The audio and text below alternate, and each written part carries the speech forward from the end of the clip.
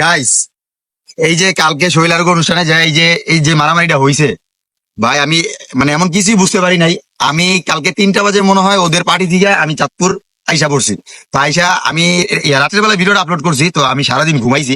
আমি এই মাত্র ঘুম থেকে ওইটা দেখি যে এটা ফেসবুকে পুরো ভাইরাল হয়ে গেছে, যে আর কি আমার আর বিপি ইমরানের মারামারি এটা। তো এই বিষয়টা আমি আর কি শর্টকাটে বইলা দিই। তো আর কি আমরা সিরিয়াসলি এখানে কোনো মারামারি করি নাই। এটা আর কি রাহাতের বউরে আর আরুয়াপুরে মানে ভয় দেখানোর জন্য এটা আমরা একটা প্র্যাঙ্ক ভিডিও করছি ওই অনুষ্ঠানের মাঝখানে। তো এটা স্ক্রিপ্টেড একটা ভিডিও ছিল। তো আমারও অনেক ভাই বেড়াদাররা আমারে কল দিছে, আর বিপি ইমরানে তো একটু আগে ফোন দিয়া কইতা যে মামা আমার ফোন দিদি যে পাগল বানায় যাচ্ছে যে কি মারামারি হয়েছে কেন। আসলে আমাদের মধ্যে কিছুই হয় নাই, আর আমাদের সম্পর্ক খুবই ভালো, আমরা ভাই বেড়াদার।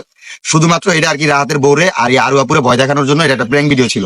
ঠিক আছে, ধন্যবাদ ভাই। এই ভিডিও আর করা যাবে না। এই জন্যই মানুষ টিকটকারদেরকে বিশ্বাস করে না।